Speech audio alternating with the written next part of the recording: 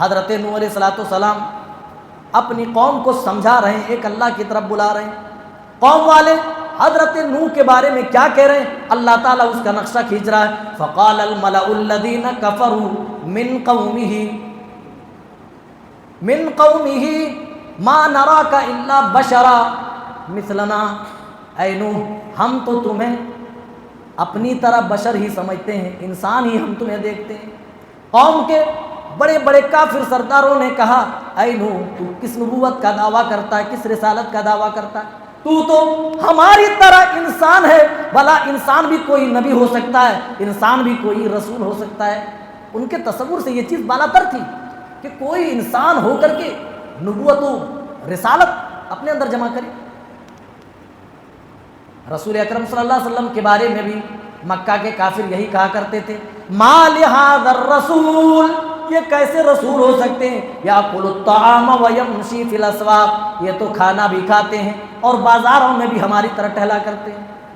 یعنی ان کا یہ تصور تھا جو انسان ہوگا تو انسان نبی نہیں ہوگا، رسول نہیں ہو سکتا ہے۔ الحمدللہ کفا وحدہ والصلاة والسلام علی من لا نبی بعدہ، اما بعد، قال اللہ تبارک وتعالی اعوذ باللہ السمیع العلیم من الشیطان الرجیم، بسم اللہ الرحمن الرحیم، وما من دابۃ فی الارض الا علی اللہ رزقها ويعلم مستقرها ومستودعها وكل في كتاب مبين، رب اشرح لي صدري ويسر لي امري واحلل عقدة من لساني يفقهوا قولي، اللهم رب زدني علما، آمین۔ محترم بھائیوں، بزرگوں اور ہماری مائر بہنیں، آج 12ویں پارے کی کچھ آیات کا خلاصہ آپ کے سامنے رکھنا ہے۔ 12ویں پارے کے آغاز میں چونکہ سورہ ہود ہے اور اختتام تک یہ سورت چلتی ہے، اور اخیر میں سورہ یوسف کا آغاز ہوتا ہے، تو کوشش ہماری یہ ہوگی کہ دونوں سورتوں سے آیات آپ کے سامنے آئیں۔ چلیے سب سے پہلے پہلی آیت اس پارے کی، جہاں سے اس پارے کا آغاز ہوتا ہے۔ اللہ تعالیٰ نے اس پارے کا آغاز روزی سے متعلق کی ہے۔ انسان سب سے زیادہ اگر پریشان ہے تو اپنی روزی سے متعلق پریشان ہے، جبکہ انسان اشرف المخلوقات ہے، تمام مخلوقات میں سب سے بہترین مخلوق اللہ تعالیٰ نے انسانوں کو بنایا۔ اس آیت کریمہ میں اللہ تعالیٰ نے وہی بتایا، جب ہم تمام زمین پر چلنے والے جانداروں کو رزق دیتے ہیں، وہیں پر ہم تمہیں رزق نہ دیں گے؟ وَمَا مِن دَابَّةٍ فِي الْأَرْضِ إِلَّا عَلَى اللَّهِ رِزْقُهَا، روئے زمین پر جتنی بھی چلنے والی مخلوقات ہیں، دابہ کہتے ہیں زمین پر چلنے والی، الا علی اللہ رزقها، مگر اس کا رزق اللہ کے ذمے ہے، وَيَعْلَمُ مُسْتَقَرَّهَا وَمُسْتَوْدَعَهَا، اللہ اس کے مستقر کو بھی جانتا ہے اور مستودع کو بھی جانتا ہے، اللہ اس کے ٹھکانے کو بھی جانتا ہے، اور جہاں وہ جانے والا ہے اس کو بھی اللہ تعالیٰ جانتا ہے، اس سے بھی اللہ باخبر ہے۔ اور یہ ساری باتیں اللہ کہہ رہا کل فی کتاب مبین، لوح محفوظ کے اندر موجود ہے۔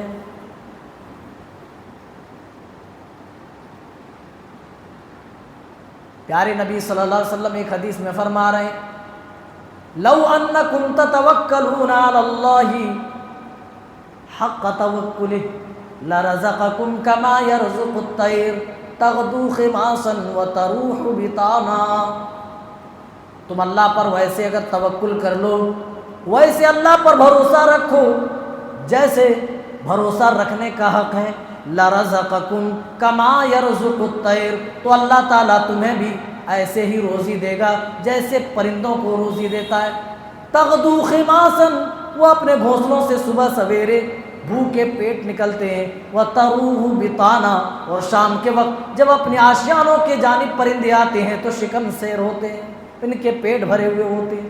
اللہ اس آیت کریمہ میں بندوں کو کہہ رہا ہے، میرے بندو ہم نے تو تمہیں تمام مخلوقات سے اعلیٰ وارفہ بنایا ہے، ہم تو رینگنے والے کیڑے مکوڑوں کو بھی روزی دیتے ہیں، سمندر میں تیرنے والی مچھلیوں کو بھی رزق دیتے ہیں، ہواؤں میں اڑنے والی پرندوں کو رزق دیتے ہیں، اور چوپائے جو اس زمین پر چلا کرتے ہیں، گویا کہ اللہ کہہ رہا تمام مخلوقات کو ہم روزی دیتے ہیں، تو تم روزی سے متعلق ڈر اور خوف میں کیوں مبتلا ہو؟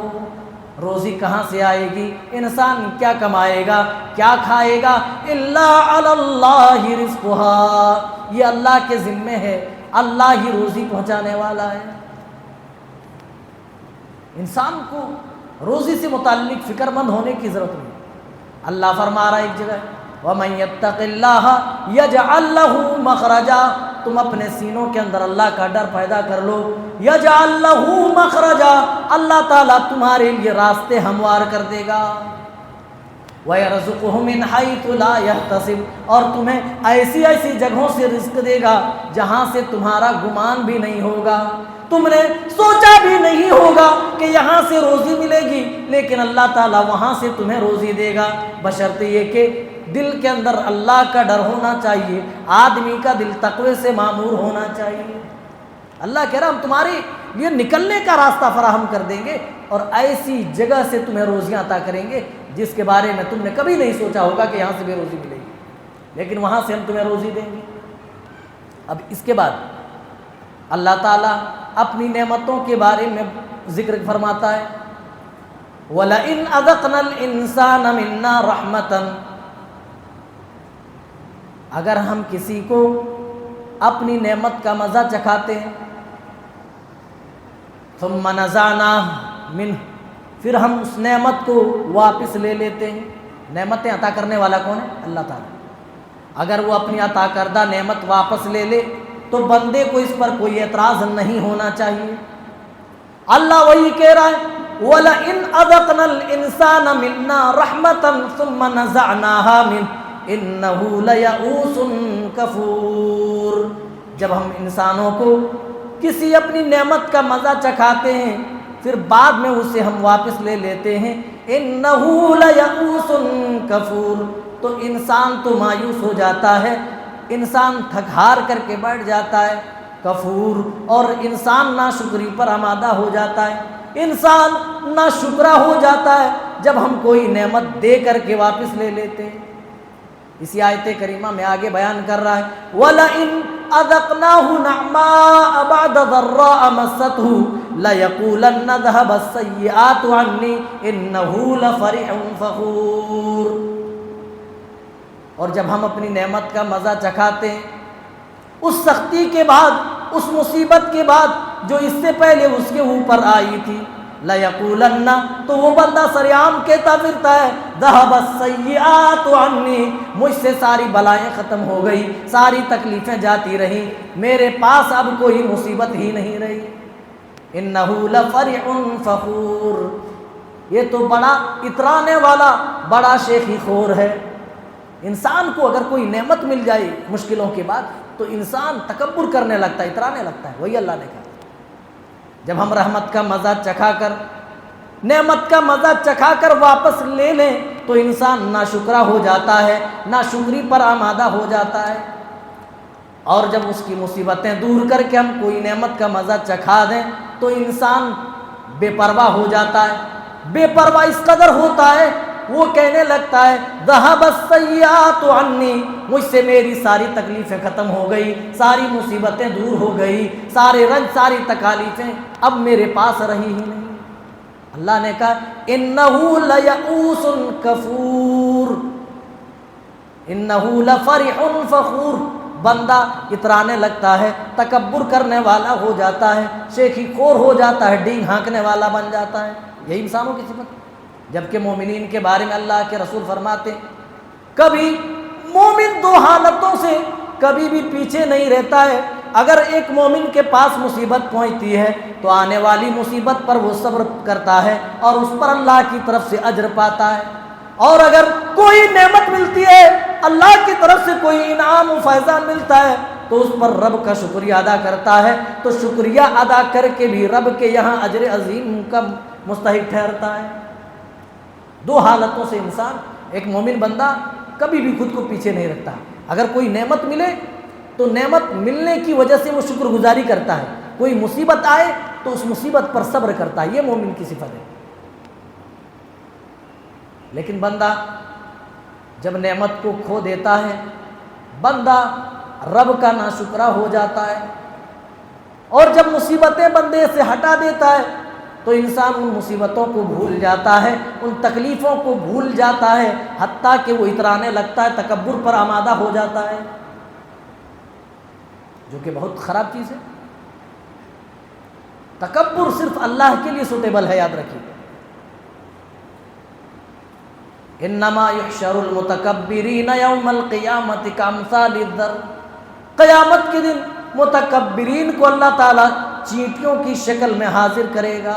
اللہ کے ہاں دستور ہے، جتنا بڑا جرم جس طرح کا جرم ہوگا اسی طرح بنا کر اللہ تعالیٰ قیامت کے دن حشر کرے گا، اٹھائے گا۔ لا يدخل الجنۃ من کان فی قلبہ مثقال ذرۃ من الکبر، وہ شخص جنت کے اندر نہیں جائے گا جس کے سینے میں ذرہ برابر بھی گھمنڈ ہوگا، غرور ہوگا، تکبر ہوگا، اہنکار ہوگا۔ اہنکاری جنت کے اندر نہیں جائے گا۔ پیارے نبی نے فرمایا وہ آدمی جنت کے اندر نہیں جائے گا جس کے دل کے اندر رائی کے دانے کے برابر بھی کبر کی کوئی جگہ ہو۔ تو انسان کو لاکھ نعمت مل جائے، انسانوں سے بڑی مصیبتیں دفع ہو جائیں، انسان کو کبھی بھی تکبر نہیں کرنا چاہیے۔ آئیے آگے بڑھتے ہیں، تیسری آیت لیتے ہیں۔ تیسری آیت میں اللہ تعالیٰ نے دنیا طلب کرنے والوں کا ذکر کیا ہے، جو صرف دنیا طلبی میں ہی رہتے ہیں، جس کی سوچ دنیا سے شروع ہوتی ہے اور اسی دنیا پر ختم ہو جاتی ہے، ایسی سوچ رکھنے والوں کا ذکر اب اللہ کر رہا ہے۔ من کان یرید الحیات الدنیا وزینتها نوفی الیہم اعمالہم فیہا وہم فیہا لا یبخسون، جو دنیا کا طلبگار ہو اور جو دنیا کی زیب و زینت کا طلبگار ہو، جو دنیا اور اس کی نعمتوں کا چاہت دل میں رکھتا ہو، تو اللہ کہہ رہا ہے ہم اسے دنیا دیں گے، دنیا دینے میں کوئی کمی نہ کریں گے۔ اولئک الذین لیس لہم فی الآخرہ الا النار، لیکن آخرت میں سوائے آگ کے ان کے لیے کچھ بھی حصہ نہ ہوگا۔ دیکھ رہے ہیں، صرف آدمی دنیا اللہ سے مانگے تو اللہ کے ہاں یہ بہت بڑا جرم ہے۔ وَمِنَ النَّاسِ مَن یقول، اور لوگوں میں سے کچھ ایسے بھی ہیں جو یہ کہتے ہیں ربنا آتنا فی الدنیا، اے اللہ تو ہمیں ہماری دنیا عطا کر دے، اے اللہ دنیا کا مال و منال چاہیے، دنیا کی زیب و زینت چاہیے، اے اللہ دنیا کی چمک دمک چاہیے، اے اللہ دنیا کی حکمرانی چاہیے۔ آدمی کی سوچ دنیا سے شروع ہو اور اس آدمی کی سوچ اسی دنیا پر ختم ہو جائے تو اللہ کہہ رہا وَمَا لَهُ فِي الْآخِرَةِ مِنْ خَلَاقٍ، ایسے لوگوں کا آخرت میں کچھ بھی حصہ نہیں ہے۔ آخرت میں جب اللہ کے پاس یہ حاضری دے گا تو خالی ہاتھ اس کو واپس آنا پڑے گا، اجر و ثواب کے معاملے میں انہیں کچھ بھی نہ دیا جائے گا۔ وَمَا لَهُ فِي الْآخِرَةِ مِنْ خَلَاقٍ، انہیں کچھ بھی نہیں ملے گا اجر و ثواب کے معاملے میں۔ وَمِنْهُمْ مَنْ يَقُولُ، اور ان میں سے کچھ لوگ ایسے ہیں ربنا، جو کہتے ہیں اے ہمارے رب آتنا فی الدنیا حسنہ وفی الآخرۃ حسنہ وقنا عذاب النار، اے اللہ ہمیں ہماری زندگی دنیا کی وہ بھی اچھی کر دے، اے اللہ ہماری آخرت بھی سنوار دے، وقنا عذاب النار، اور ہمیں جہنم کی آگ سے محفوظ فرما دے، جہنم کی آگ سے بچا لے۔ اللہ نے ایسے لوگوں کی تعریف کی ہے جو دنیا میں اچھائی چاہتے ہیں اور آخرت میں بھی اچھائی چاہتے ہیں اور جہنم کی آگ سے بچنے کی التجائیں اور دعائیں کرتے ہیں۔ لیکن جو صرف دنیا طلبی میں مبتلا ہو، جو صرف دنیا چاہتا ہو، اس کے بارے میں اللہ نے کہا دنیا تو ہم دیں گے، نوفی الیہم اعمالہم، ہم ان کے اعمال کا بدلہ ہم دنیا ہی میں دے دیں گے۔ دنیا ہی میں دے دیں گے. وَهُمْ فِيهَا لَا يُبْخَسُونَ, اور دینے میں کسی طرح کی اللہ کی طرف سے کمی نہ کی جائے گی. ٹھیک ہے, بندہ دنیا مانگ رہا ہے, ہماری طرف سے اس کو دنیا دی جائے گی, لیکن ایسے لوگوں کو یاد رکھنا چاہیے اولئک الذین لیس لہم فی الآخرۃ الا النار, آخرت میں سوائے جہنم کی آگ کے انہیں اور بھی کچھ حاصل ہونے والا نہیں. وَحَبِطَ مَا صَنَعُوا فِيهَا وَبَاطِلٌ مَا كَانُوا يَعْمَلُونَ, اور قیامت کے دن یہ جتنے بھی اعمال کر کے جائیں گے ان کے سارے اعمال اکارت ہو جائیں گے, سارے اعمال ان کے برباد ہو جائیں گے, ان کی ساری نیکیاں دنیا طلبی کی وجہ سے رائگاں ہو جائیں گی. اب اس کے بعد اللہ تعالیٰ قوم نوح کا ذکر فرماتا ہے. دیکھیے کتنی بڑی عجیب بات ہے. حضرت نوح علیہ السلام 950 سال تک اپنی قوم کو دعوت توحید دیتے, 950 سالوں تک توحید سنانے کے باوجود حضرت نوح علیہ السلام پر ایمان لانے والوں کی تعداد جو مفسرین نے اکٹھا کی ہے وہ زیادہ سے زیادہ 80 تک پہنچتی ہے. کتنی؟ جن کو ہم انگلیوں پر گن سکتے ہیں, 80. اور لمبا کتنا پیریڈ ہے؟ کتنے؟ 950 سال, 50 کم 100. وَمَا آمَنَ مَعَهُ إِلَّا قَلِيلٌ, اسی لیے اللہ کہہ رہا ہے حضرت نوح پر ایمان لانے والے بہت ہی تھوڑے لوگ تھے. 950 سال کے عرصے میں صرف 80 لوگ ایمان لائے, جس میں مرد عورت بچے سبھی شامل تھے. دوسرے مفسرین نے تو ان کی تعداد اور مزید کم بتائی ہے کہ نہیں 80 بھی تعداد نہیں تھی. حضرت نوح علیہ السلام اپنی قوم کو سمجھا رہے ہیں, ایک اللہ کی طرف بلا رہے ہیں. قوم والے حضرت نوح کے بارے میں کیا کہہ رہے ہیں؟ اللہ تعالیٰ اس کا نقشہ کھینچ رہا ہے. فقال الملأ الذین کفروا من قومه ما نراک الا بشرا مثلنا, اے نوح ہم تو تمہیں اپنی طرح بشر ہی سمجھتے ہیں, انسان ہی ہم تمہیں دیکھتے ہیں. قوم کے بڑے بڑے کافر سرداروں نے کہا اے نوح تو کس نبوت کا دعویٰ کرتا ہے, کس رسالت کا دعویٰ کرتا ہے, تو ہماری طرح انسان ہے. بھلا انسان بھی کوئی نبی ہو سکتا ہے, انسان بھی کوئی رسول ہو سکتا ہے. ان کے تصور سے یہ چیز بالاتر تھی کہ کوئی انسان ہو کر کے نبوت و رسالت اپنے اندر جمع کرے. رسول اکرم صلی اللہ علیہ وسلم کے بارے میں بھی مکہ کے کافر یہی کہا کرتے تھے ما لہذا الرسول, یہ کیسے رسول ہو سکتے ہیں, یاکل الطعام ویمشی فی الاسواق, یہ تو کھانا بھی کھاتے ہیں اور بازاروں میں بھی ہماری طرح ٹہلا کرتے ہیں. یعنی ان کا یہ تصور تھا جو انسان ہوگا تو انسان نبی نہیں ہوگا, رسول نہیں ہو سکتا ہے. موجودہ دور میں باطل عقیدہ رکھنے والے لوگوں کی ایک قسم پائی جاتی ہے جو لوگ یہ کہتے ہیں کہ کوئی نبی انسان نہیں ہو سکتا ہے. ایک نے تو رسالت کا انکار کر دیا کہ کوئی انسان رسول نہیں ہو سکتا ہے. موجودہ دور کے مشرکوں نے کیا کہا, کوئی نبی بشر نہیں ہو سکتا ہے, بشریت اور ابدیت کا انکار کر دیا. اگر دنیا میں انسان کے علاوہ فرشتے ہوتے تو اللہ تعالیٰ فرشتوں کو ہی رسول بنا کر کے بھیجتا, لیکن چونکہ بسنے والے انسان ہیں تو انسانوں کے درمیان انسان کو ہی نبی بنایا جائے گا, انسان کو ہی رسول بنایا جائے گا, تاکہ انسانوں کے درمیان رہ کر انسانوں کے معاملات کو دیکھیں, انسانوں کے معاملات کو سمجھیں اور اس سے متعلق شریعت کے احکام فراہم کریں. یہ نبیوں کا کام ہوتا ہے. لیکن قوم والوں نے کہا اے نوح ہم تو تمہیں اپنی طرح انسان پاتے ہیں, وما نراک اتبعک الا الذین هم اراذلنا بادی الرأی, اور اے نوح تمہارے اوپر ایمان لانے والے لوگ تو قوم کے دبے کچلے لوگ ہیں, نچلے طبقے کے لوگ ہیں, کمزور قسم کے لوگ ہیں, غریب قسم کے لوگ ہیں. یہ تاریخ رہی ہے میرے بھائیوں. نبیوں نے جب قوم والوں کو ایک اللہ کی طرف بلایا تو قوم والوں میں سب سے پہلے قوم کے دبے کچلے لوگوں نے ایمان کو قبول کیا ہے، قوم کے سب سے کمتر لوگوں نے توحید کی دعوت کو قبول کیا ہے۔ بڑے بڑے اشراف ایمان کے معاملے میں، اسلام کے معاملے میں بہت زیادہ پیچھے رہے۔ جب ابو سفیان مسلمان نہیں ہوئے تھے، ہرقل کے پاس گیا تو ہرقل نے پوچھا، اچھا محمد نبوت کا جو دعویٰ کرتا ہے، بتاؤ اس محمد پر ایمان لانے والے کون لوگ ہیں؟ قوم کے بڑے بڑے لوگ ہیں یا چھوٹے لوگ ہیں؟ تو ابو سفیان نے جواب دیا تھا، محمد پر ایمان لانے والے چھوٹے لوگ ہیں، قوم کے دبے کچلے لوگ ہیں۔ تو ہرقل نے کہا تھا یہ تو تمام نبیوں کی صفات میں شامل ہیں کہ نبیوں پر ایمان لانے والے سب سے پہل قوم کے دبے کچلے لوگ ہی ہوتے ہیں، قوم کے غریب طبقہ ہی ایمان لاتے ہیں۔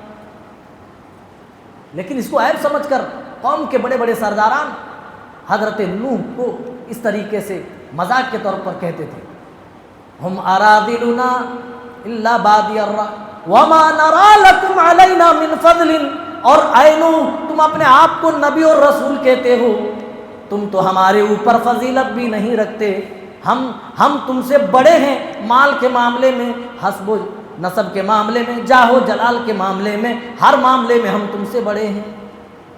یعنی نبی تو بھائی جو قوم کا بڑا ہوگا اس کو ہونا چاہیے، جو روپے پیسے کے معاملے میں، اپنے خاندان اور برادری کے معاملے میں نمبر 1 ہو اس کو نبی ہونا چاہیے۔ اے نوح تم ہم پر فضیلت بھی نہیں رکھتے، بل نظنکم کاذبین، اے نوح ہم تم کو جھوٹا تصور کرتے۔ جب 950 سال تک مسلسل اللہ کی توحید سنانے کے بعد صرف تھوڑے ہی لوگ ایمان لائے تو حضرت نوح علیہ السلام اللہ کی بارگاہ میں بد دعا کرنے لگے، یا رب لا تذر علی الارض من الکافرین دیارا انک ان تذرہم یضلوا عبادک ولا یلدوا الا فاجرا کفارا۔ اے اللہ اس دھرتی پر کسی کافر کو اللہ تو باقی نہ چھوڑ، اللہ سب کو نیست و نابود کر دے، سب کو ملیا میٹ کر دے، اے اللہ ان کو ان کے گناہوں کی سزا دنیا میں دے دے۔ تو اللہ نے کہا اگر بات ایسی ہے نوح تو کشتی بناؤ، ہم عذاب نازل کرنے والے ہیں۔ اللہ کے حکم سے حضرت نوح علیہ السلام کشتی بنانے لگے، کارپینٹر کا کام حضرت نوح علیہ السلام نے کیا۔ قوم والے جب گزرتے تھے تو مذاق کرتے تھے، وَكُلَّمَا مَرَّ عَلَيْهِ مَلَأٌ مِّن قَوْمِهِ سَخِرُوا مِنْهُ، قوم والے جب گزرتے تھے، ان کے بڑے بڑے اشراف گزرتے تھے، سخیروا منہ، قرآن کہتا ہے حضرت نوح کا مذاق اڑاتے تھے۔ فَإِن تَسْخَرُوا مِنَّا نَسْخَرُ مِنْكُمْ كَمَا تَسْخَرُونَ، تو حضرت نوح جواب دیتے تم آج ہمارے اوپر ہنس رہے ہو، ہمارا مذاق بنا رہے ہو، لیکن ایک دن آئے گا کہ ہم تم پر ہنسا کریں گے۔ حضرت نوح جب کشتی بنا رہے ہیں، یہی قوم والے کہہ رہے ہیں اے نوح کیا تم اس خشکی پر کشتی چلاؤ گے؟ دور دور تک پانی کا نام و نشا موجود نہیں ہے، اے نوح تم کشتی کیا گلیوں میں چلاؤ گے؟ اس طرح کے تانے دیتے، اس طرح سے حضرت نوح پر وہ لوگ ہنسا کرتے تھے۔ انہوں نے تسخروا منا فإنا نسخر منکم کما تسخرون، صرف یہ جواب دیا آج اگر تم ہمارے اس فعل پر ہنس رہے ہو تو یاد رکھو جب اللہ کا عذاب آئے گا ہم تمہارے اوپر ہنسیں گے۔ اللہ آگے بیان کر رہا ہے وَجَاءَ أَمْرُنَا وَفَارَ التَّنُّورُ، اور جب ہمارا حکم آ گیا اور تنور ابلنے لگا، زمین کو حکم دیا، زمین بھی پانی ابلنے لگی، آسمان بھی پانی برسانے لگا۔ جب پانی سے پوری زمین لبالب بھر گئی، قرآن اس کے بارے میں، اس کشتی کے بارے میں نقشہ کھینچتا ہے، حتیٰ اذا جاء امرنا وفارت النور، جب اللہ فرماتا کہ ہمارا حکم آیا اور تنور پانی ابلنے لگا، زمین سے پانی نکلنے لگا، پوری زمین پانی سے بھر گئی۔ اس کے بعد اللہ تعالیٰ نے فرمایا وَهِيَ تَجْرِي بِهِمْ فِي مَوْجٍ كَالْجِبَالِ، وہ کشتی پہاڑوں کے مثل موجوں میں سے لے جا کر کے آگے بڑھا رہی تھی، لے جا رہی تھی۔ وَنَادَى نُوحٌ ابْنَهُ وَكَانَ فِي مَعْزِلٍ يَا بُنَيَّ ارْكَب مَّعَنَا وَلَا تَكُن مَّعَ الْكَافِرِينَ، نوح علیہ السلام کو اپنا بیٹا نظر آ گیا جو کنارے پر کھڑا تھا، تو اپنے بیٹے کو آواز لگائی یا بنیا ارکب معنا، اے میرے بیٹے ایمان قبول کر لے، مومنوں میں شامل ہو جاؤ، اسلام کی دولت کو اپنا لو، ارکب معنا آ جاؤ، اس کشتی پہ سوار ہو جاؤ، ولا تکن مع الکافرین، اور کفر مت کرو، کافر مت بنو۔ کیا کہا کہ آپ میری ٹینشن مت لیں، قال سآوی الی جبل یعصمنی من الماء، آپ میری ٹینشن نہ لیں، میں تو پہاڑ کی چوٹی پر چڑھ جاؤں گا، وہ مجھے پانی سے محفوظ کر لے گا۔ حضرت نوح کہنے لگے لا عاصم اليوم من امر اللہ، بیٹے آج کوئی بھی گنہگار اللہ کے غضب سے نہ بچ پائے گا، کوئی آج کسی کو بچا نہ پائے گا، کسی ظالم کو بچا نہ پائے گا، الا من رحم، سوائے اس کے کہ جس پر اللہ تعالیٰ خود رحم کر دے۔ ابھی باپ بیٹے کی گفتگو چل رہی تھی، قرآن آگے بیان کرتا ہے وَحَالَ بَيْنَهُمَا الْمَوْجُ فَكَانَ مِنَ الْمُغْرَقِينَ، ایک بڑی موج نے، اس کی طغیانی نے اپنے چپیٹے میں لے لیا، اور نوح کا بیٹا حضرت نوح کے سامنے چشمے زدن ڈوب گیا۔ ایک نبی کا بیٹا نبی کے سامنے ڈوب گیا۔ میرے ساتھیوں، اس سے یہ پتہ چلتا ہے اللہ کے یہاں دستور ہے، اللہ کے یہاں آئین ہے، اللہ کے یہاں قانون ہے، وہ قانون توحید کا ہے، وہ قانون ایمان کا ہے۔ اگر نبی کا بیٹا ہی کیوں نہ ہو، اگر اس قانون پر کھرا نہیں اترتا تو اللہ کہہ رہا ہے انہ عمل غیر صالح انہ لیس من اہلک، اے نوح یہ تیرے اہل میں سے نہیں ہے۔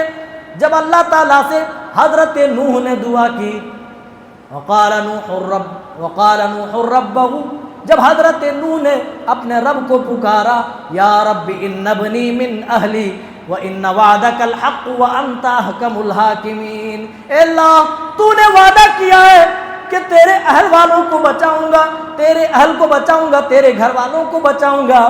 اے اللہ میرا بیٹا میری آنکھوں کے سامنے ڈوب گیا، اے اللہ میرا بیٹا بچا لے، میرا بیٹا بچا لے۔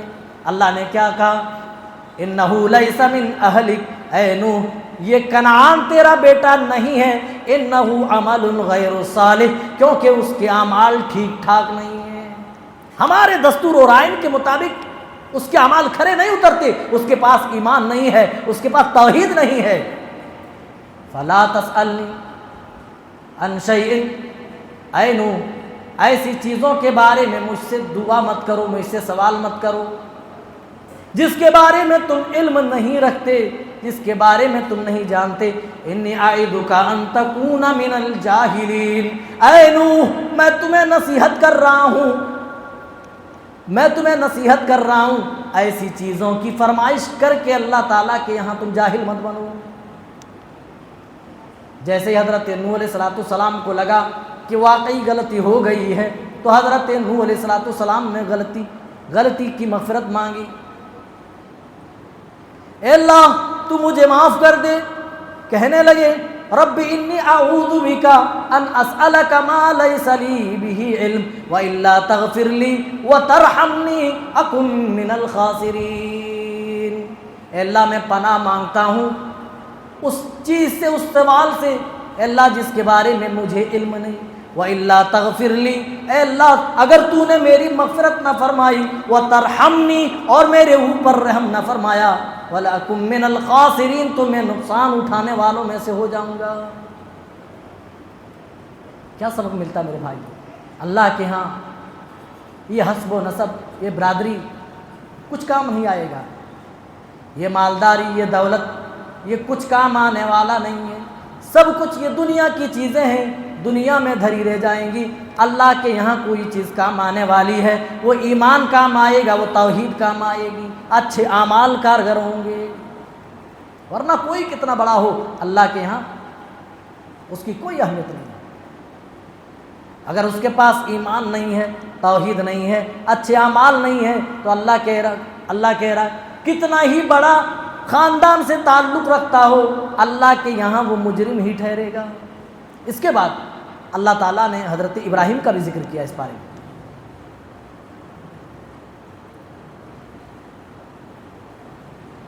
وَلَقَدْ جَاءَتْ رُسُلُنَا إِبْرَاهِيمَ بِالْبُشْرَىٰ قَالُوا سَلَامًا۔ اللہ فرما رہا ہے اور جب ہمارے فرشتے انسانی شکل میں ابراہیم کے پاس بشارتیں لے کر کے آئے، قالوا سلاما، تو فرشتوں نے حضرت ابراہیم کو سلام کیا۔ حضرت ابراہیم نے بھی جواب میں قال سلام، سلام کہا۔ حضرت ابراہیم نے سلام کا جواب دیا اور تاخیر کیے بغیر بچھڑے کا بھونا ہوا گوشت لا کر کے دسترخوان پہ رکھ دیے، سامنے رکھ دیے۔ لا تصل الیہ ایدیہم، جب ان کے ہاتھ کھانے کی طرف نہیں بڑھ رہے تھے، جب وہ کھانا نہیں اٹھا رہے تھے، تو حضرت ابراہیم دل ہی دل ڈر محسوس کرنے لگے۔ لا تصل الیہ نکرہم واوجس منہم خیفہ، اپنے نفس میں ڈر محسوس کیا، کیونکہ اس دور میں مانا جاتا تھا اگر کوئی مہمان آئے اور مہمان نوازی نہ کرے، جو مہمان نوازی کے طور پر کھانا دیا جا رہا ہے اس سے وہ لطف اندوز نہ ہوں، تو اپنا دشمن سمجھتے تھے کسی اور مقصد سے آیا ہے۔ تو حضرت ابراہیم نے جب کھانے کی طرف ان کے ہاتھ اٹھتے نہ دیکھا تو قرآن کہہ رہا ہے کہ حضرت ابراہیم دل ہی دل ڈر رہے تھے، ڈر محسوس کر رہے تھے۔ حضرت ابراہیم کو فرشتوں نے کہا لا تخف انا ارسلنا الی قوم لوط، ہم انسان نہیں ہیں۔ اس سے ایک مسئلہ یہ ثابت ہوتا ہے کہ انبیاء عالم الغیب نہیں ہوتے، ورنہ حضرت ابراہیم کو ڈرنے کی ضرورت کیا تھی؟ معلوم ہو جاتا کہ یہ فرشتے ہیں، یہ انسان نہیں، انسانی شکل میں آئے ہیں۔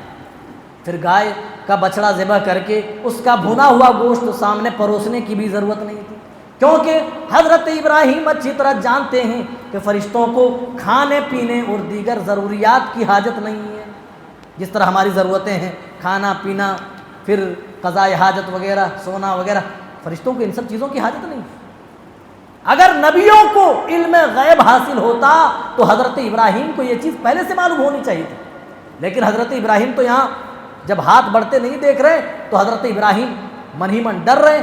فرشتوں کو کہنا پڑا لا تخف، اے ابراہیم نہ ڈرو، ہم تمہارے دشمن نہیں ہیں، ہمیں کھانے کی حاجت نہیں ہے، ہم تو انا ارسلنا الی قوم لوط، آپ کے چچیرے بھائی لوط کی قوم کی طرف بھیجے گئے ہیں۔ لوط علیہ السلام پر عذاب لے کر کے آئے ہیں۔ فَامْرَأَةٌ قَائِمَةٌ فَضَحِكَتْ فَبَشَّرْنَاهَا بِإِسْحَاقَ وَمِنْ وَرَاءِ إِسْحَاقَ يَعْقُوبَ۔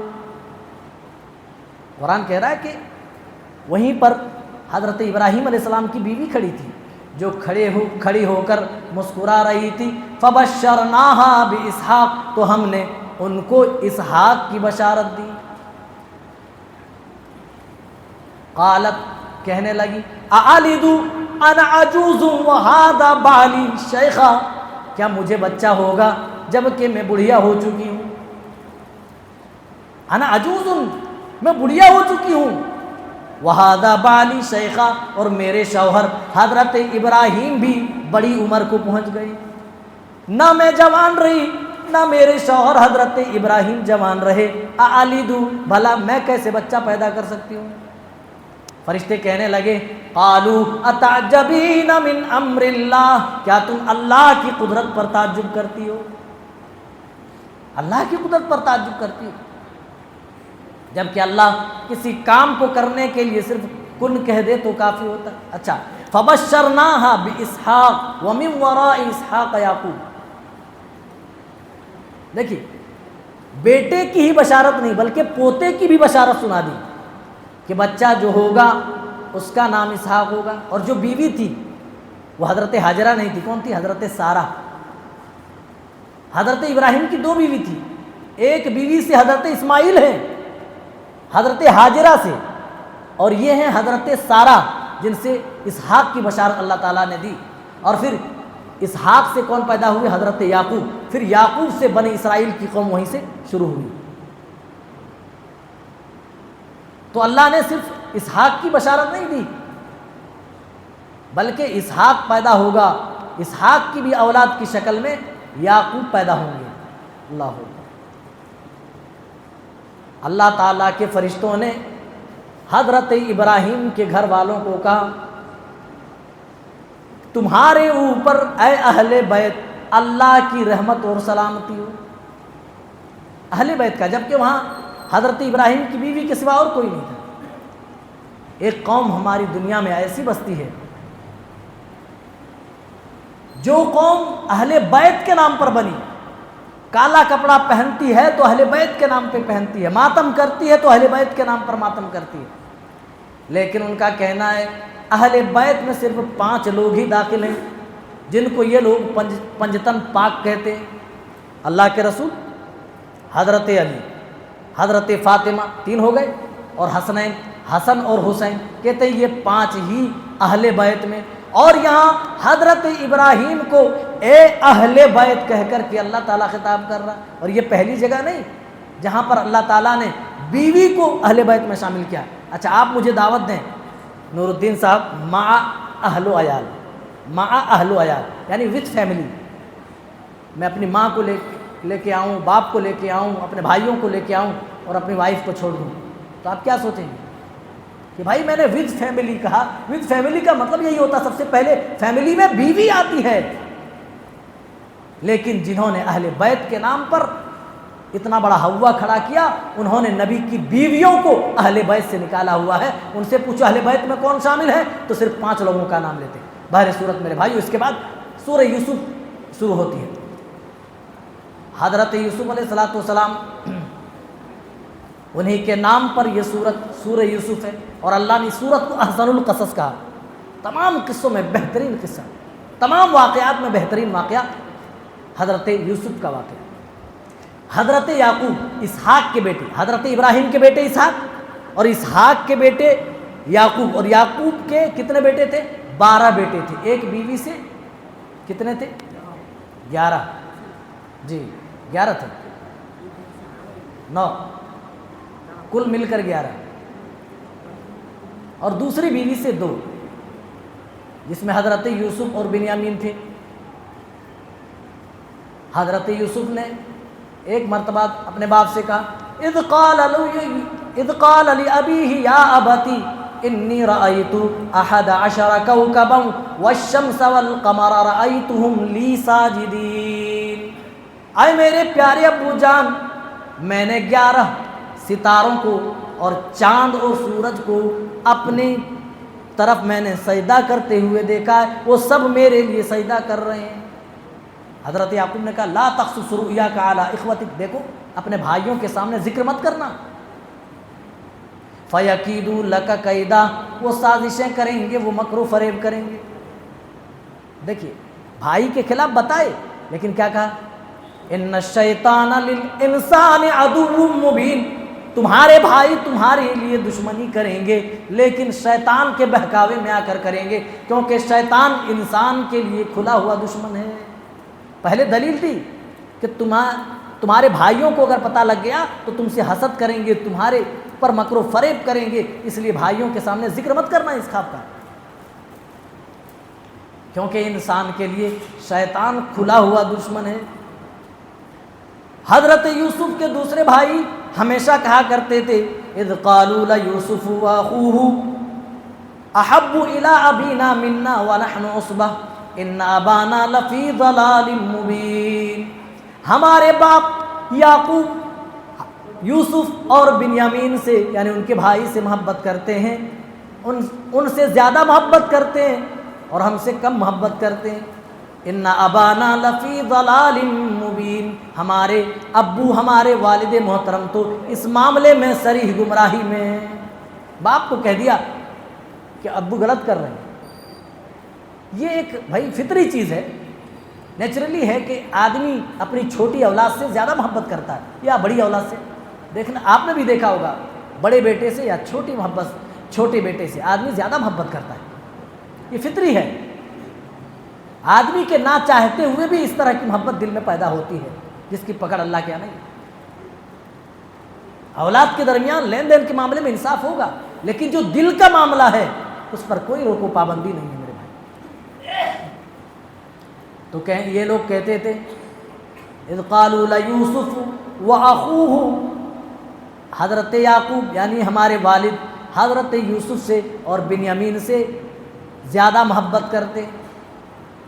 تو یہ لوگ آپس میں بیٹھے تھے تو کہنے لگے اقتلوا یوسف او اطرحوه ارضا، یوسف کو قتل کر دو یا ایسی جگہ رکھ دو جہاں سے واپس آنا ممکن ہی نہ ہو، وَتَكُونُوا مِن بَعْدِهِ قَوْمًا صَالِحِينَ، اور بعد میں پھر تم جا کر نیک ہو جانا۔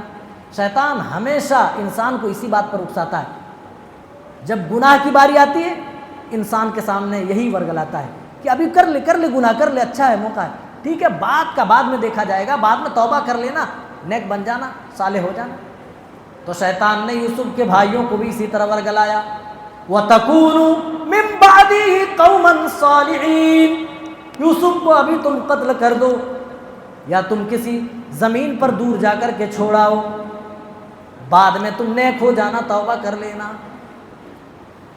تو انہی میں سے کسی نے کہا لا تقتلوا یوسف، یوسف کو قتل مت کرو، وَأَلْقُوهُ فِي غَيَابَةِ الْجُبِّ يَلْتَقِطْهُ بَعْضُ السَّيَّارَةِ، کسی اندھے کنویں کے اندر ڈال دو، قافلے والے گزریں گے تو اٹھا کر دور لے جائیں گے۔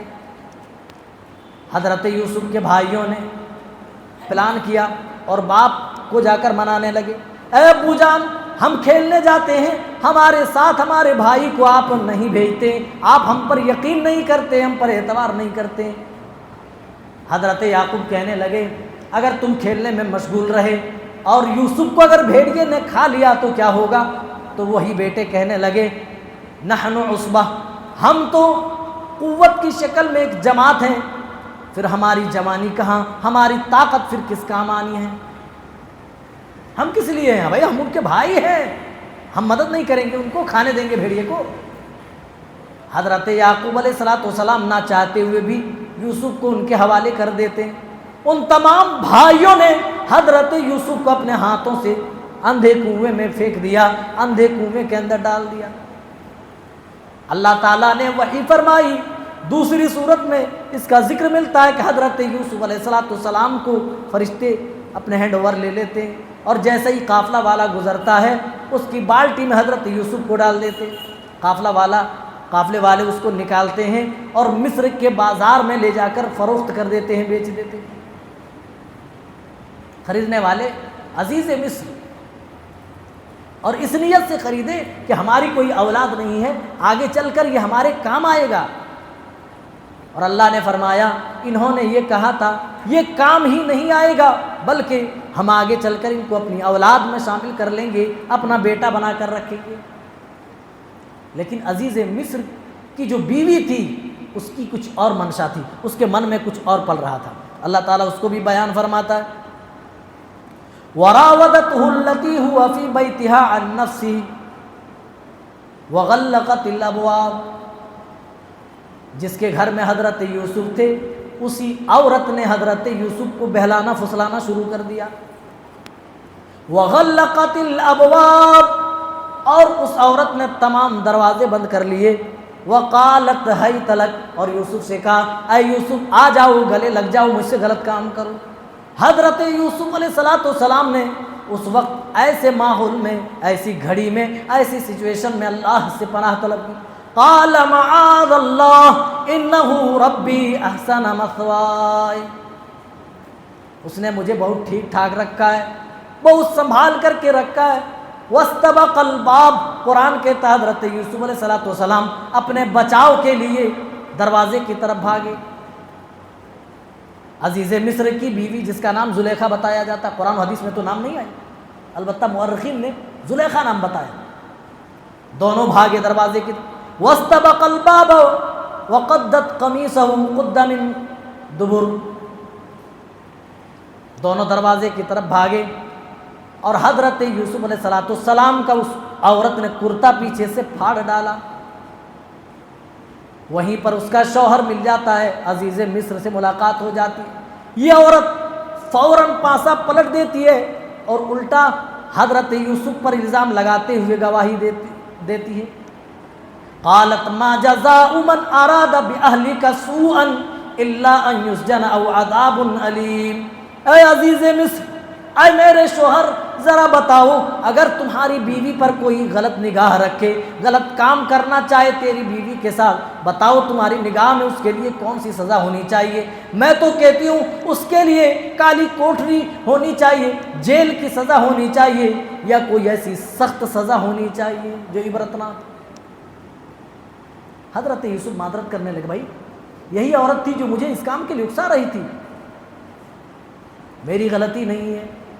تو ایک نوکرانی تھی، اسی محل میں رہتی تھی، کہنے لگی إِن كَانَ قَمِيصُهُ قُدَّ مِن قُبُلٍ فَصَدَقَتْ وَهُوَ مِنَ الْكَاذِبِينَ، اگر آگے سے قمیص پھٹی ہے تو عورت سچی ہے، یہ آدمی جھوٹا ہے، یعنی یوسف جھوٹے۔